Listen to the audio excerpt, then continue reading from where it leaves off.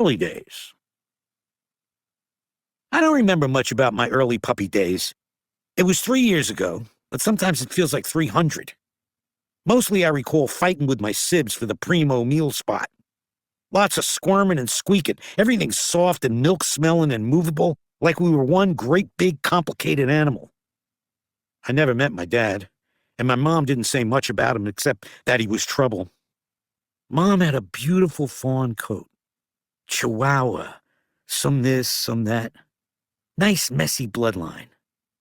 Mutts rule. Mom crooned to us, told us stories, laid down the law. I wonder if she knew she didn't have much time to prepare us for the world.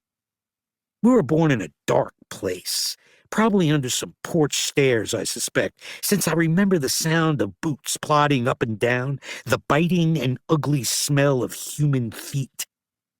They called my mom Rio, and they fed her most days, though some days she had to fend for herself.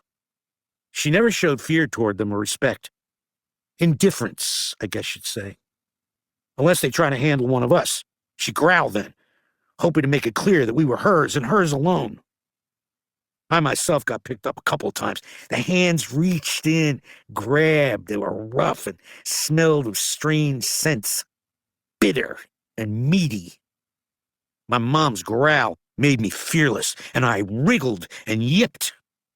The hand shoved me back to the warm place, where I could sleep and drink and dream in safety. Still, I understood in my simple puppy way that dogs belonged to humans, and that was how it would always be. Boss. My mom wasn't much for names. She'd had a lot of litters. I guess she'd run out of ideas. My brother first was Natch, the firstborn. Runt, my youngest bro, was the last. Dot had a little spot on her back, and Yip was always complaining. I was rowdy, goes without saying, and that left my oldest sister. We all called her Boss. Boss was small but mean, with a distinctive sharp-sounding bark. She could outmaneuver any of us to the best spot for dining. I admired her grit, even if she did get on my nerves.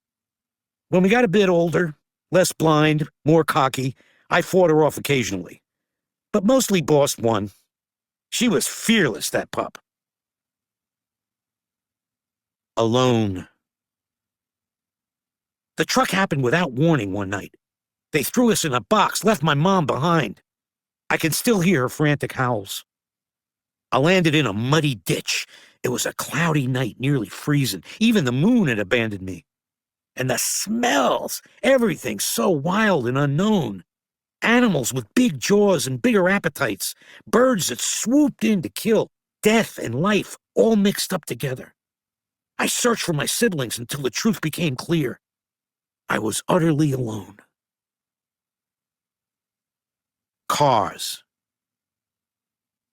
The next morning, I began my slow journey, moving through the tall, wet grass, my limbs stiff from the cold.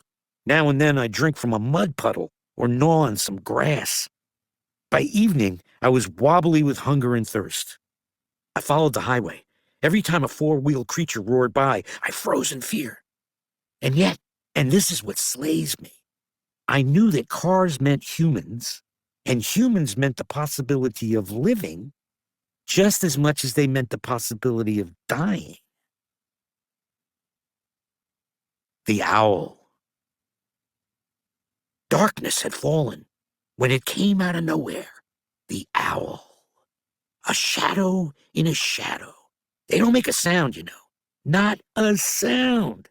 It's quite impressive when you think about it. Luck. Just as her talons, those marvelous weapons, raked my fur, I caught my right front foot in a small hole and stumbled. If she'd gotten a hold of my body, I wouldn't be here. But all she managed to do was grab my tail. Only time in my life I've regretted my handsome hindquarters. I was airborne, hanging upside down, dizzy and dazed, and just crazy enough to think, hey, I'm actually flying, before the terror hit full force. I caught a whiff of other animals below. Later, I found out they were pocket gophers. But back then, I just knew I was smelling something completely foreign. The owl must have decided the gophers would make a more satisfying meal. She let loose her grip, and I plummeted to the earth. More luck? Maybe it was my puppy fat, or my soft bones, or my incredible good fortune. But I didn't die. Didn't even break anything. I'd flown twice in my short life and lived to tell the tale. Will.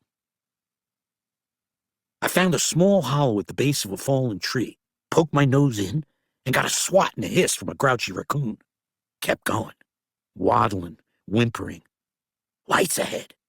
New, strange smells. Kept going. Kept going. It's amazing how much the sheer will not to die can keep you moving. Exit 8. I finally came to a small road curving off the main highway. Exit 8 turned out to be. A big billboard overhead had a picture of a terrifying animal on it. Of course, I didn't know what a billboard was. Didn't know that the scary animal was a gorilla, let alone that he would become my dearest friend. But something told me to follow the off-ramp. And eventually, I ended up at the Exit 8 Big Top Mall and Video Arcade, home of the one and only Ivan. History. I made it to the mall, slept in dirty hay by some garbage bins.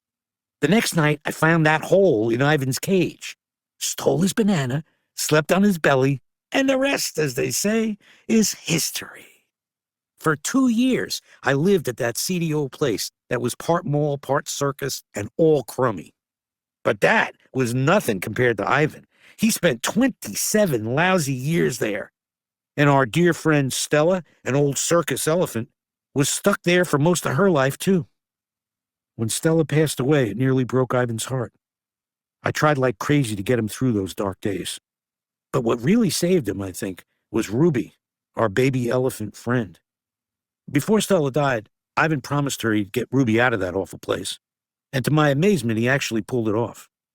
Ivan and Ruby and a bunch of our other pals ended up going to different places, zoos and sanctuaries that knew how to take care of them. They're with others of their own kind, and they're loved and well cared for. It's been over a year now since we all moved, and they seem so much happier. Me? I lucked out. My girl Julia, whose dad had worked at the mall, decided her family needed a dog. Who was I to argue? 2 square meals, my own bed, all the belly rubs I could beg for. What dog in his right mind would say no to that? The best part is we don't live far from Ivan and Ruby. I get to see them all the time. I'm glad they're nearby, and I'm thrilled they settled in so well. Really, it's a solid solution. But it's not a perfect one. Tennis ball. The way I understand things is like this. We live on a lonely ball called Earth, and humans have basically been throwing it against the wall for so long that the poor old ball is falling apart. It's like me with a tennis ball, chewing away until it's nothing but pieces of slimy rubber that taste like, well, slimy rubber. And that means there aren't as many places left for wild animals. Seems there are good zoos and bad zoos, and good sanctuaries and bad sanctuaries. Just like there are good dog families and bad dog families. The good places are trying to keep wild species healthy and safe. They don't want endangered animals to go away forever. They also don't want the earth to turn into a slimy, dilapidated tennis ball. Although, honestly, slimy rubber doesn't taste half bad. You should try it sometime. The thing is, I would give anything to see my dear pal Ivan deep in the jungles of Africa, where he was born. Or to see Ruby running across the savannah with a herd of elephants, her big old ears flapping in the wind. I'd give up a mile-high pile of bacon cheeseburgers to see that happen. I really would. But it ain't happening. And I get that, and so do they. When you're an animal, it helps to be a realist.